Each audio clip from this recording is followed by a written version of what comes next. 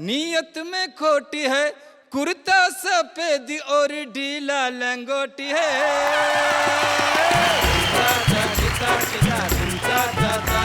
और 2014 में कांटे की हो टक्कर, सांसद न कोई आए, बिगड़ा हुआ कैरेक्टर अनशन पे लेके आऊं और सबको मैं सिखाऊं क्या चिंता था, चिंता था। कॉमेडी के वीडियोस देखने के लिए हमारे चैनल को लाइक और सब्सक्राइब करें।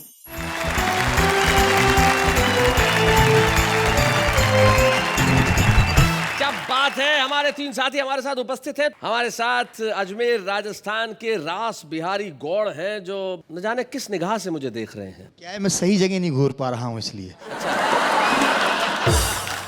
ऐसा ही शो में भी है, मुझे सुनिए इन्हें देखिए। और रास बिहारी के पास में जो बैठे हैं उनका मैं क्या परिचय दूं। एक ऐसे कवि जो हमारे हास्य व्यंग के कवियों में बड़ा ही प्रतिष्ठित नाम है, श्री गोविंद व्यास। और हमारे तीसरे मेहमान कवि अद्भुत हैं और स्वयं पे हंसना जानते हैं। ये एक बार अपनी बहन के घर गए। अच्छा। हाँ, तो बहन के बच्चा उस वक्त इनसे जिद करने लगा कि मुझे चिड़ियाघर ले जाइए, बंदर दिखाइए, बंदर दिखाइए। तो इनकी बहन ने तुरंत कहा, बेटा क्या करते हो जब तुम्हारा मामा खुद घर पे आया है और वो भी जीन्स पहन तुम बंदर देखने चिड़ियाघर जाना चाहते हो। मतलब ये खुद पे हंसने की कला जो है, ये सिर्फ संदीप शर्मा में। हम जोरदार तालियों से स्वागत करते हैं संदीप शर्मा। अपराध बोध की व्यथा मिसरे बना गई और अनुभूति आत्मग्लानि की गजलें लिखा गई। क्या बात है भाई, और फुर्सत तो मुझे भी थी बहुत देश के लिए, जब पेट भर गया तो मुझे नींद आ गई। और जिन्होंने ये पंक्तियां रची वो हमारे बीच उपस्थित है। मैं चाहता हूं गोविंद व्यास आए और हम उनके लिए जोरदार तालियां बजाएं।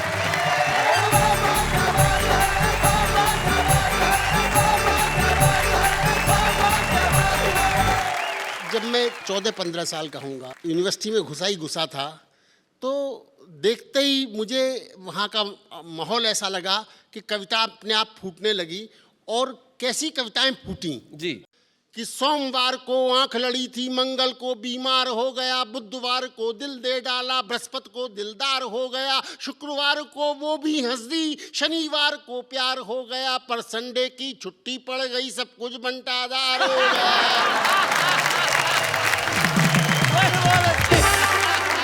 ये 45-50 वर्ष पुराना गोविंद व्यास था। लेकिन फिर ऐसा लगा प्रेम मोहब्बत और ये सब मजाक के साथ साथ कुछ आगे बढ़ना चाहिए जी। तो आगे बढ़ा तो मुझे लगा कि इस देश के बारे में, परिस्थिति के बारे में कुछ सोचना चाहिए। तो मैंने एक ऐसे व्यक्ति की दुर्दशा का सुखद चित्रण किया है। दुर्दशा का सुखद चित्रण किया है कि जो चुनाव लड़ता है और लड़ने के बाद हारता है और हारने के बाद उसकी क्या सदगति होती है, उसको आप मजा लीजिएगा। जी जी। कि मैं हार गया, मैं हाय इलेक्शन हार गया। हाँ। मुझको ऐसी उम्मीद न थी, यूं मेरी खाट खड़ी होगी। इज्जत की अर्थी निकलेगी और सूरत मरी मरी होगी। मैं खुद को जीता हुआ मान मालाएं पहले ले आया, माला पहनाने वालों को भी पैसा देकर बुलवाया। वो सब के सब अब कहते हैं हम अपनी ड्यूटी पालेंगे, तुम हार गए तो क्या गए जी, हम हार गले में डालेंगे। उनके मुंह से ये सुनते ही मुझको तो लकवा मार गया। मैं हार गया, मैं हाय इलेक्शन हार गया। एक एक वोट के लिए सुनो जेबों की खालिश की मैंने, और कल्लू मालिश वाले की घर जाकर मालिश की मैंने। पर है किस्मत की बात, कोई हथकंडा काम नहीं आया। नोटों के बदले वोटों का लेना बिल्कुल बेकार गया। मैं हार गया, मैं हाय इलेक्शन हार गया। इलेक्शन में कितना श्रम करना पड़ता है, परिश्रम करना पड़ता है कि बरसों तक मक्खनबाजी की, तब जाकर मुझको टिकट मिली। ये टिकट नहीं थी टिकट, अरे ये आफत मुझको विकट मिली। हाथों में झंडे रखता था, झंडों में डंडे रखता था, डंडों को ठंडा करने को 200 गुंडे रखता था। अपनी मीटिंग में अपने में लड़के ले जाया करता था, अपने भाषण पर उनसे मैं ताली बजवाया करता था। पर खबर जमानत की सुनकर मैं अपनी आंखें फाड़ गया। मैं हार गया, हाय इलेक्शन हार गया। और देखिएगा हारने के बाद क्या होता है जी। कि हमदर्दी रखने वाले अब आकर दर्द बढ़ाते हैं। हाँ। हम दर्दी रखने वाले अब आकर दर्द बढ़ाते हैं। यह मेरी हार नहीं है जी, वे अपनी हार बताते हैं। घावों पर नमक छिड़कते हैं और मन ही मन मुस्काते हैं। मैं जान गया क्यों नेताओं के हार्ट फेल हो जाते हैं। हाँ। अरे कर्जे वाले अब आएंगे, गुंडे भी मुझे निहारेंगे। यदि उनके पैसे नहीं दिए तो पटक पटक कर मारेंगे। उनकी पटकी से पहले ही मैं वेश बदल हरिद्वार गया। इलेक्शन हार गए। एक बहुत छोटी सी कविता, ये कविता हास्य की नहीं बल्कि जी। परिहास की कविता है। जी जी सुना परिहास। इसमें हंसी नहीं आती, मुस्कुराहट पैदा होती। जी। ये मेरे जीवन की सबसे आखिरी हास्य कविता थी, क्योंकि इसके बाद मेरी शादी हो गई। इस कविता का शीर्षक है कुंवारेपन की आखिरी शाम। जी।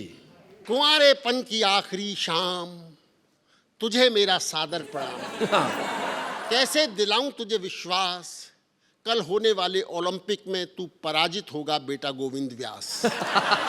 ओ मेरे पड़ोस की भाभियों, तुम्हारे मुझको बनाने के दिन गए। अरे पान वालों, तुम्हारे चूना लगाने के दिन गए। कल से मेरे हुजूर आ जाएंगे। मेरे दोस्तों, मेरी तुम्हारी कुट्टी हो जाएगी। तुम दरवाजे के बाहर से लौटा दिए जाओगे और मेरी घर में छुट्टी हो जाएगी। वाह। आवश्यकता आविष्कार की जननी है। Necessity is the mother of invention. आवश्यकता आविष्कार की जननी है। इसलिए आज की रात 3 नए दोस्तों का आविष्कार करना है।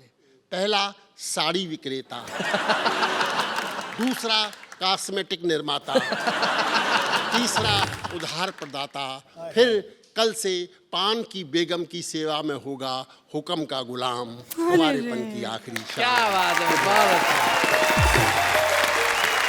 और जिन बात का जिक्र भाई ने किया था, मैं वहाँ से आता हुआ यहाँ पर आता हूँ और एक छोटी सी शब्द की कविता है, जी। उससे सुनाकर आपसे विदा लेना चाहूँगा। बिल्कुल बिल्कुल पहुंचा। एक को फ्लू, सुने, दूसरे को निमोनिया, तीसरे को अल्सर, हमको कुछ भी नहीं। क्या बात है। एक के पास नारे, दूसरे के पास हत्यारे, तीसरे के पास डूबने के लिए किनारे, हमारे पास कुछ भी नहीं। वाह वाह। हमारे वाह, वाह। पास कुछ भी नहीं। एक के पास चमचे, दूसरे के पास थाली, तीसरे के पास गाली, हमारे पास कुछ भी नहीं। क्या बात है भाई, बहुत अच्छे। एक के पास भाषण, दूसरे के पास राशन, तीसरे के पास शीर्षासन, हमारे पास कुछ भी नहीं। क्योंकि हम जनता हैं। हाँ, जनता के पास जो होना चाहिए वो सब हमारे पास है।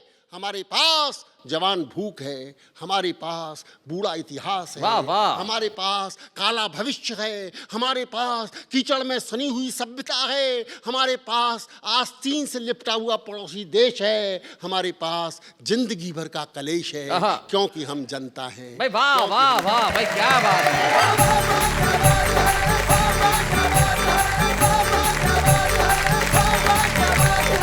भाई सारी दुनिया के पास बहुत कुछ हो सकता है। उनके पास तरक्की है, उनके पास तकनीकें हैं, उनके पास शायद दुनिया में बहुत सम्मान है, लेकिन हमें खुशी है, हमारे पास सब कुछ है, क्योंकि हमारे पास आप जैसा मेहमान है। भाई क्या बात है। 50 साल बाद भी ये जो तेवर है वो वैसे ही है। तब एक शेर, सिर्फ एक शेर याद आता है कि मियाँ मैं शेर हूँ, शेरों की गुर्राहट नहीं जाती। मैं सिर्फ आपके लिए कहना चाहता हूँ कि मियाँ मैं शेर हूँ, शेरों की गुर्राहट नहीं जाती। मैं लहजा नर्म भी कर लूँ तो झुंझलाहट नहीं जाती। कई बार जो कस्बाई कवि सम्मेलन होते हैं उसमें बड़ा कमाल का काम होता है। जो शुरुआत में जो अनाउंसर आता है, वो बड़ी कमाल की बातें करता है। वहाँ कह रहा है देखो भैया, अपने सब कवि आ गए, नहीं इन सब का पेमेंट भी हो गया है, तो अब ज़्यादा मचमच होने वाली नहीं है, तो अब अपन महफिल रोशनदान करते हैं। हाँ, इसमें अपने पहले जो सबसे पहला कवि आया वो जोरदार है। कौन सा? ये जो कोने में बैठा है ना, ये मस्त जीन्स विन्स पहन के, ये बहुत मस्त कवि है। पिछली बार इसने 1500 रुपये लिए थे, बहुत मजा दिया था। तो इस बार इसने बोला मेरे को 1700 देना, तो अपन भी तैयार हो गए 200 रुपये एक्स्ट्रा के लिए। भाई 200 रुपये एक्स्ट्रा में जब चीज अच्छी मिल रही है तो अपन कहा वो कंजूसी करे, तो बुलाते हैं संदीप शर्मा, जरा जोरदार तालियां बजाइए।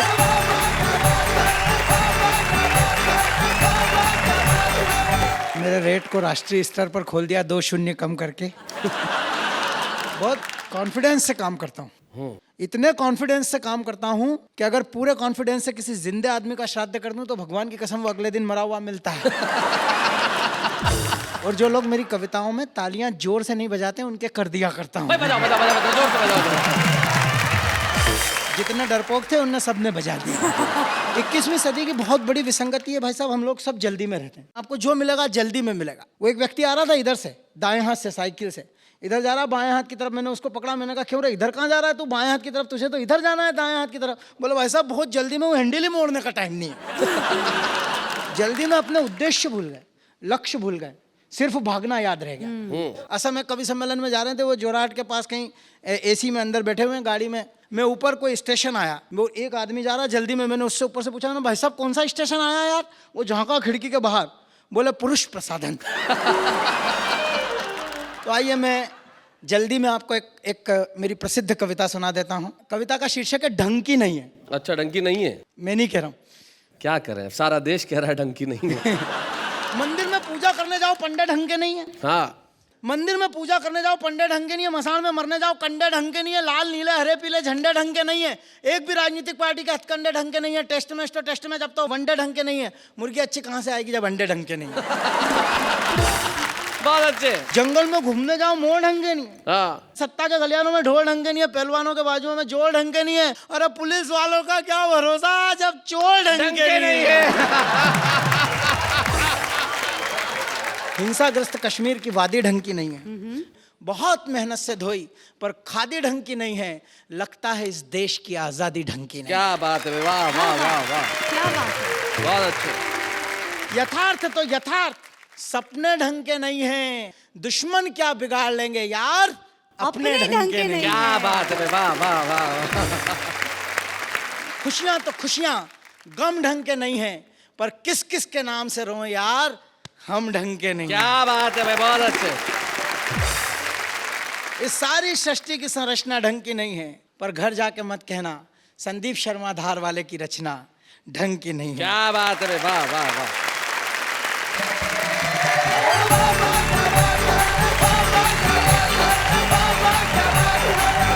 तो संदीप शर्मा, सारी महफिल में खत्म हो गई, हर आदमी की तन्हाई है और इन्होंने जम के तालियां बजाई है और ये तालियां ये कह रही है कि तुमने ढंग की कविता सुनाई है। भाई क्या बात है, बहुत बढ़िया संदीप।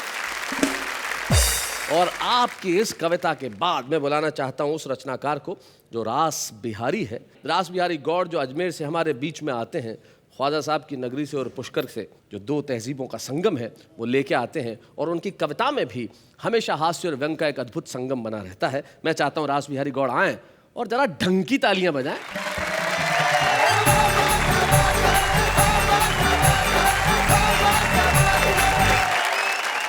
मैं आपको मेहमान बनने की छोटी सी कथा सुनाता हूँ, क्योंकि मुझे भी लगता है, आप सभी को लगता होगा ब्राह्मण के बेटे हैं, हमें भी ब्राह्मण के बेटे हैं, मेहमान कोई बना ले। मैं अपनी कहानी, मुझे भी मेहमान बनने की जैसी और मैंने मेहमान बनने की ठानी जी। सबसे पहले मैंने एक नंबर दोस्त को फोन लगाया, मैं तुम्हारे घर मेहमान बनकर आ रहा हूँ हर हाल में। दोस्त ने कहा आजा, मैं तो खुद रह रहा हूँ ससुराल में। बहुत अच्छे। एक तरफ पत्नी, दूसरी तरफ सास है, इन्हें भी काम वाले बंदे की तलाश है। मुझे तेरा यही अंदाज भाता है, दोस्त ही दोस्त के काम आता है। बहुत अच्छे। दूसरे नंबर के दोस्त को फोन लगाया, मैं तेरे घर आ रहा हूँ। वो बोला आजा, मैं तो पहले ही जा रहा हूँ। मेहमान का मेहमान, बड़ा मजा आएगा इस खेल में। मैं सरकारी मेहमान बनकर जा रहा हूँ 7 साल के लिए जेल में। वो मित्र 2 नंबर का था, उसका चरित्र 2 नंबर का था। क्या बात है। क्या बना सीन, फिर मुझे याद आया दोस्त नंबर 3। मैंने उससे तरीके से कहा, यार मेरा तेरे घर आने का मन है, भाभी और बच्चों से मिलने की इच्छा है। वो बोला आजा, बच्चों की परीक्षा है, पत्नी हनीमून मनाने मायके गई हुई है, घर में कोई नहीं है, रात की नींद दिन का चैन हराम है, मेरा भी तीर्थ यात्रा पे जाने का प्रोग्राम है। मुझे तेरे जैसा यार चाहिए, घर खाली रहेगा, घर को एक चौकीदार चाहिए। क्या बात है, वाह। फिर आखिरी में मुझे याद आया कवि संदीप शर्मा। संदीप शर्मा को कहा, यार मैं तेरे घर मेहमान बनकर आना चाहता हूं। बोला, दोस्त और कवि में फर्क कीजिए, ये नंबर अभी व्यस्त है, कृपया कुछ साल बाद संपर्क कीजिए। बहुत अच्छे। वैसे कहते हैं जिंदगी 4 दिन की है, आदमी 2 दिन का मेहमान होता है। जी। तो एक शोक सभा पर भी एक मेरा मन है, जी, एक जी। कविता सुनाता हूँ। जी। जो रामलाल थे उनका स्वर्गवास हुआ और तीये की बैठक चल रही है, उठावना जिसे कहते हैं। कई लोग बैठे हैं, बोला यार आज रामलाल जी होते तो कितने खुश होते। मैंने कहा पागल, वो होते तो अपन यहाँ क्यों होते। अच्छा, लोग वहां भी व्यास जी अपने व्यापार की बात करते हैं। एक सज्जन मेरे पास बैठे, जैसे अभी आप मेरे पास बैठे थे, बात धीरे से करने, बोला यार रामलाल जी मरे, इनको 10 लाख का फायदा हो गया। मैंने कहा मरने के बाद 10 लाख का फायदा कैसे हो गया? बोला कुछ नहीं, मैं बीमा एजेंट हूं, इन्होंने मुझसे बीमा कराया था, इनके परिवार को 10 लाख रुपए मिलेंगे। मैंने कहा चलो ठीक है, परिवार को मिलेंगे। बोला बात ये नहीं है, कल आपके घर आ जाऊं। किसी की भी मृत्यु में हमारे मन में क्या ख्याल आता है? रामलाल जी तो प्यारे हो गए राम के, जाना इसलिए पड़ेगा क्योंकि उनके 3 बेटे, तीनों बड़े काम के। हाँ। क्या बात। एक म्युनिसिपल कॉरपोरेशन में बाबू, वाह। दूसरा राजनीतिक सांड बेकाबू, तीसरा पुलिस वाला, और वहां मिलेगा मंत्री जी का साला, उससे मुलाकात हो जाएगी, लगे हाथ तो बीबी के तबादले की बात हो जाएगी। बन जाएगा हमारा काम, आम के आम, गुठलियों के दाम। क्या बात है भाई, वाह वाह, बहुत अच्छा। परिवार का मनोविज्ञान। जी। जब पत्नी बोली इस शाम को तीये की बैठक में जाओगे, चारों तरफ नजर फेंकना, कोई ढंग का लड़का दिख जाए तो देखना। बहुत अच्छे, बहुत बढ़िया। फिर संवेदना की बात आती है, कोई ढंग का लड़का दिख जाए तो देखना, मेरी बहन कुंवारी है, लड़कों की मारा मारी है, ऐसे मौकों पर अच्छे रिश्ते मिलते हैं, मौत के साए में अक्सर फरिश्ते मिलते हैं। वाह वाह वाह, बहुत अच्छे, बहुत बढ़िया। हम पहुंच गए ठीक 4:45 बजे, 5 बजे का समय, हम पहुंच गए ठीक 4:45 बजे। देखा रामलाल जी के तीनों लड़के सजे धजे ऐसे ही। रामलाल जी के तीनों बेटे सजे धजे, चमकीली चमकार ओढ़े। हमने उनको हाथ जोड़े, एक कोने में टिक गए, मन में तसल्ली हुई, चलो इनको तो दिख गए। तभी चला संवेदना का दौर, भाषणों का दौर, शोक संदेश पढ़े जाने लगे, कसीदे गढ़े जाने लगे। रामलाल जी के एक दोस्त श्यामलाल जी उनके लिए बोलने लगे, बोलकर पोल खोलने लगे। बोले मेरे दोस्त रामलाल को मौत से बड़ा लगाव था, अच्छा, मरने का बड़ा चाव था, बचपन में अंग्रेजी की टीचर पे मरता था,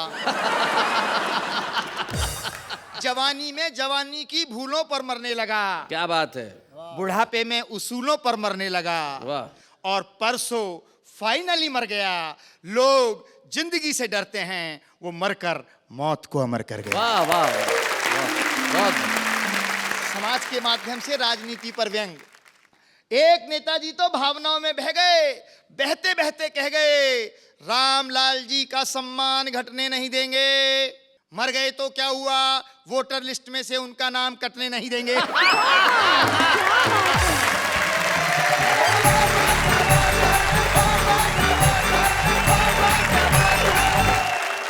बहुत बढ़िया रास बिहारी गौड़, क्या बात है। आपने कविता कहाँ से प्रारंभ की और जिस मोड़ पे ला के छोड़ी, सचमुच संवेदनाओं का हाल यही हो गया। तब एक शायर खूब शेर कहते हैं कि एक दवात एक कलम हो तो गजल होती है, एक दवात एक कलम हो तो गजल होती है, जब ये सामान बहम हो तो गजल होती है।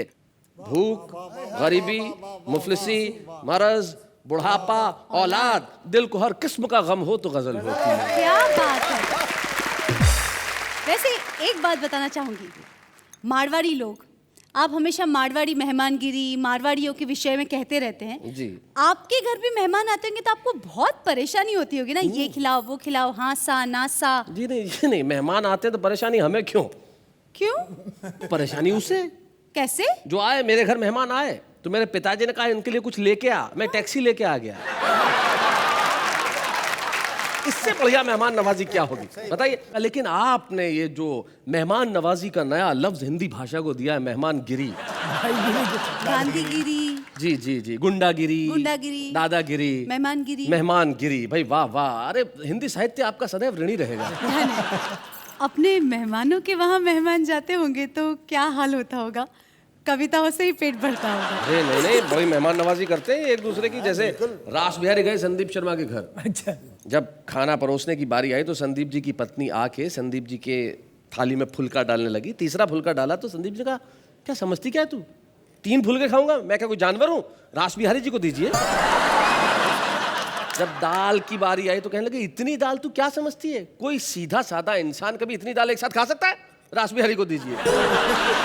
ऐसी बातें सुनने के बाद उन्हें तो संतुष्ट होना ही था, कविताओं की जरूरत नहीं पड़ी, वैसे ही पेट भर गया।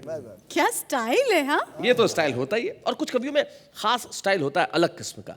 हमारे जो आज हमारे मेहमान साथ में हैं, जो उम्र में कम है लेकिन उनके पास अपना एक स्टाइल है, और स्टाइल ऐसा है कि यूं तो वो मोहब्बत की शायरी करते हैं लेकिन कभी कभी लोकगीत जनगीत भी लिख लेते हैं। चाहते हैं हम कि उन्हीं से सुने। हमारे बीच में आ रहे हैं तुराज।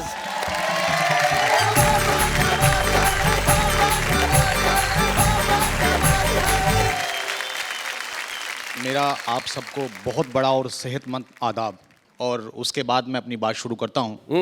दिल और निगाह भी ना रहे इख्तियार में, दिल और निगाह भी ना रहे इख्तियार में, पत्थर का हो गया हूँ तेरे इंतजार में। शुक्रिया। इख्तियार मैं उन बच्चों को बता दूं जिन्हें नहीं पता, और आप भी समझ ले, इख्तियार में दिल और निगाह मतलब काबू में न रहे, जो मेरे नियंत्रण में न रहे, दिल और निगाह। और खासतौर से शेर आपकी नजर के। जी। हालांकि उसने कोई भी वादा नहीं किया, हालांकि उसने कोई भी वादा नहीं किया, बर्बाद मैं हुआ हूँ मगर एतबार। हाय हाय हाय हाय हाय, क्या बात है। एक मतलब और 2 शेर। जी। तुम्हारे वास्ते ये गम उठाने वाला हूँ, तुम्हारे वास्ते ये गम उठाने वाला हूँ, रुको ए आंसुओं में मुस्कुराने वाला हूँ। बहुत अच्छे। उदासियों से कहो जश्न कल की शब कर लें, उदासियों से कहो जश्न कल की शब कर लें, मैं रोज रोज कहाँ मुस्कुराने वाला हूँ। क्या बात है।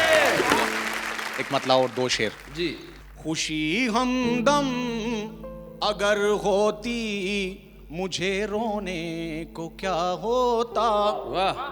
खुशी हमदम अगर होती मुझे रोने को क्या होता, उसे गर पा लिया होता तो फिर खोने को क्या होता। क्या बात है। वाह वाह वाह। वो मुझसे दूर ना होते, मैं उनसे दूर ना होता, ये अनहोनी नहीं होती तो फिर होने को क्या होता। और आखिरी शेर। जी। यूं ही बंजर पड़े रहते तुम्हारे खेत सदियों तक, यूं ही बंजर पड़े रहते तुम्हारे खेत सदियों तक, मैं मिट्टी में नहीं मिलता तो फिर बोने को क्या होता। अरे वाह वाह वाह। तुराज, आप यहाँ आज आए भी, आप मुस्कुराए भी, और हम सबको मुस्कुराने का सबब भी दिया। यहाँ आने के लिए, सुनाने के लिए, और हमारे चेहरों पे तबस्सुम छोड़ जाने के लिए बहुत बहुत शुक्रिया। Thank you so very much.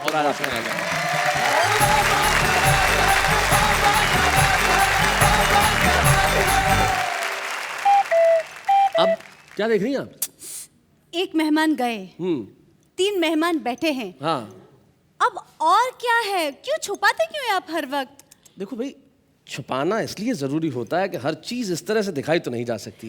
भाई इंतज़ार में जो मज़ा होता है वो कितना, जैसे तुम्हारा रिजल्ट आने वाला होता था, तुम्हें पता होता था कि तुम पास नहीं होगी, लेकिन इंतज़ार तो करती थी। बताइए ना प्लीज, मेरे इंतजार की घड़ी कब खत्म होगी? कौन से हैं हमारे दूसरे मेहमान? दूसरे मेहमान मतलब? ये छुपे रुस्तम मेहमान जी। अरे तो इतनी बेताबी क्यों है? कविता सुनाने आ रहा, रिश्ता करने नहीं आ रहा है? भाई ये तो ऐसा इंतजार हुआ जैसे किसी लड़की को जब लड़का देखने आने वाला होता है तो वो दरवाजे के पास जो खिड़की बनी होती है उसका पर्दा हटा के बस राह की ओर निगाह तकती है, कब आएगा, कब आएगा, कब आएगा। लो आ गया शैलेंद्र शैलू।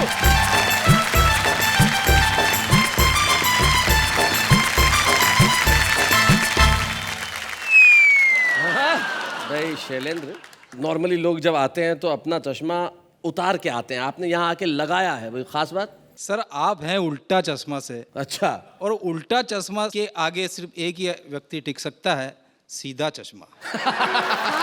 बहुत अच्छे। आनंद और मस्ती के मूड में रहिएगा जी। फिल्मी स्टाइल में इस देश की जनता को संदेश मैसेज पहुंचाना चाहता हूं। जी सुनाए। और ये मैं क्या है कि बीच बीच में गियर भी बदलूंगा। अच्छा। ये गियर है।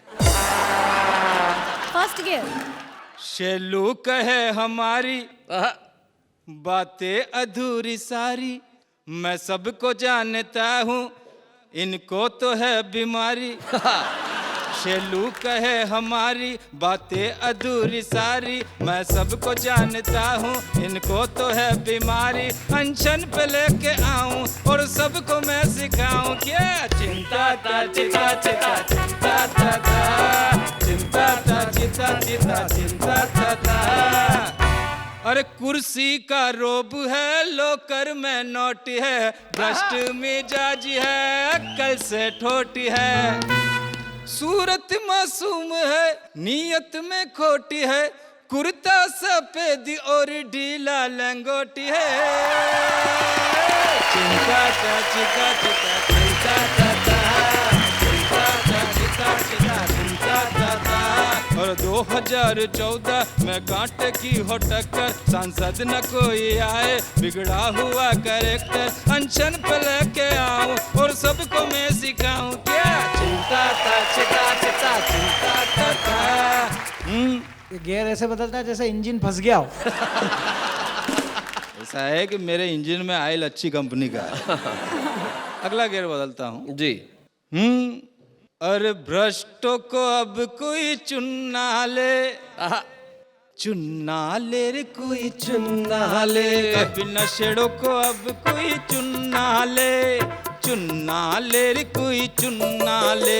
इनमें तो अब कोई दम नहीं, अब इनके भरोसे हम नहीं। भ्रष्टों को अब कोई चुनना ले, चुनना ले रे कोई चुनना ले। अरे बातों के बदले वोटों से लो काम, वरना देश को कर देंगे बदनाम। क्या बात है? अरे संसद मुल्क की सबसे ऊंची शान, उसमें लुटेरे बैठ गए शैतान। क्या बात है? हो बेईमान तुम, नादान हम, हैवान तुम, इंसान हम। तुअर की दाल नरम नहीं, शक्कर के भाव भी कम नहीं। भ्रष्टों को अब कोई चुनना ले, चुनना ले कोई चुनना ले। क्या बात है, वाह वाह वाह, बहुत अच्छा। जब तुम कविताएं पढ़ रहे थे, मैं जानता हूं गोविंद व्यास जी के मन में उस वक्त क्या चल रहा था। गोविंद जी, ये जो सेगमेंट है इसमें हम उस एक व्यक्ति को बुला के एक स्मृति चिन्ह, एक प्रतीक चिन्ह देना चाहते हैं जिसका अंदाज, जिसकी विधा चाहे जो हो, लेकिन उसमें भरपूर संभावनाएं हो, क्योंकि शैलेंद्र शैलू में संभावनाएं है। अगर हम उसका मार्ग प्रशस्त करेंगे तो आज वो जो लिख रहा है उससे कहीं बेहतर लिखेगा, उससे कहीं बेहतर बनेगा। तो हम शैलेंद्र शैलू को आज इस मंच पे एक स्मृति चिन्ह देना चाहते हैं हमारे छुपे रुस्तम के रूप में। जोरदार स्वागत करें हम शैलेंद्र शैलू। हंसने वालों के सब ही आभारी है।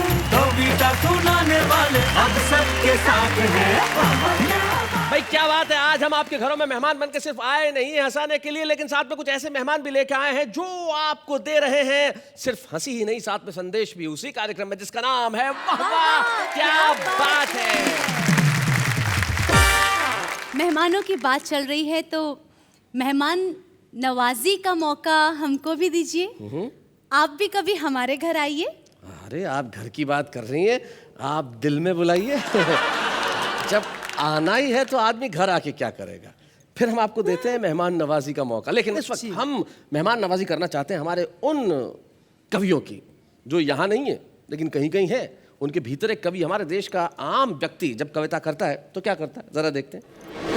तितली उड़ी, बस में चढ़ी, सीट ना मिला तो रोने लगी।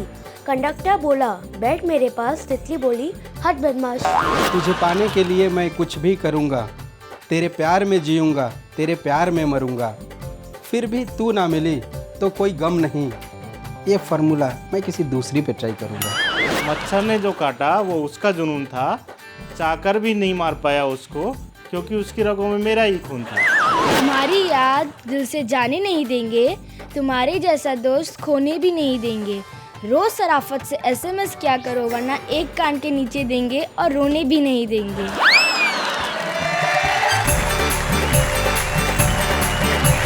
किसी एक कवि ने बहुत खूबसूरत लफ्जों में कहा है कि कविता लिखना सरल नहीं है, पूछो इन फनकारों से, ये सब लोहा काट रहे हैं कागज की तलवार से। क्या बात है। और हमारे बीच में एक ऐसे कवि उपस्थित हैं जिन्होंने कई वर्षों तक और कई वर्षों से अपनी काव्य यात्रा में हजारों लाखों करोड़ों दर्शकों को सिर्फ कविता ही नहीं सुनाई, अपनी छाप छोड़ी। दास बिहारी गौड़ और संदीप शर्मा जिस ज़माने में बचपन में स्कूल जाया करते होंगे और कविता का कीड़ा उनमें पहली बार पनपा होगा, तब उन्होंने निश्चित तौर पे गोविंद व्यास जी की कविताएं सुनी होंगी। और आज गोविंद व्यास जी इस मंच पे उपस्थित हैं और हम लोग आज इस वाह वाह क्या बात है कि मंच पे आपको सम्मानित करके हिंदी कविता का सम्मान करना चाहते हैं। हम जोरदार तालियों से स्वागत करें गोविंद व्यास जी।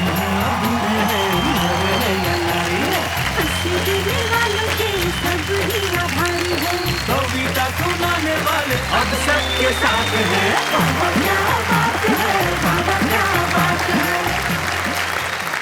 हमारी एक परंपरा है कि जब भी हम किसी कवि को यहाँ सम्मानित करते हैं उसके परिवार का, उसका कोई प्रियजन यहाँ उपस्थित होता है। गोविंद व्यास जी की पत्नी अस्वस्थ होने की वजह से नहीं आ पाई, तब इन्होंने कहा कि मेरा सहायक, मेरा निजी सहायक, मेरा पीए जो पिछले 17-18 वर्षों से मेरे साथ है, वो मेरे लिए मेरा परिवार ही है। हम गोविंद व्यास जी के सहायक श्री मीन लाल, जिसे गोविंद व्यास जी प्यार से रामू कहते हैं, उसे यहाँ बुलाएं। गोविंद जी एक बार इतने अस्वस्थ हुए थे कि उन्हें पक्षाघात हो गया था और पैरालिसिस हो गया था और उस वक्त अपनी सारी याददाश्त वो खो बैठे थे। तब रामू ही था जिन्होंने फिर से इन्हें क ख ग 1 2 3 की गिनती सुनाई और सिखाई और याददाश्त लौटाने में बहुत बड़ी भूमिका निभाई। क्या बात है। तो रामू, आप क्या कहना चाहते हैं अपने सर के बारे में? ये तो मेरे सब कुछ गुरु है, पिताजी है, सब कुछ मेरे है। जो भी शिक्षा है इन्होंने दिया मुझे, जो भी इस लायक बनाया है इन्होंने बनाया मुझे आज। क्या बात है रामू, बहुत बहुत धन्यवाद। जाते जाते शकील जमाली साहब के 2 शेर मुझे याद आते हैं जो कहना चाहता हूँ। वो कहते हैं कि खाने को तो जहर भी खाया जा सकता है, खाने को तो जहर भी खाया जा सकता है, लेकिन फिर उसको समझाया जा सकता है और सबसे पहले दिल के खालीपन को भरना पैसा सारी उम्र कमाया जा सकता है। तो हम दिल के खालीपन को भरने के लिए आएंगे, आपको कविताएं सुनाएंगे और आप हमारे साथ यही कहेंगे वाह वाह क्या बात है।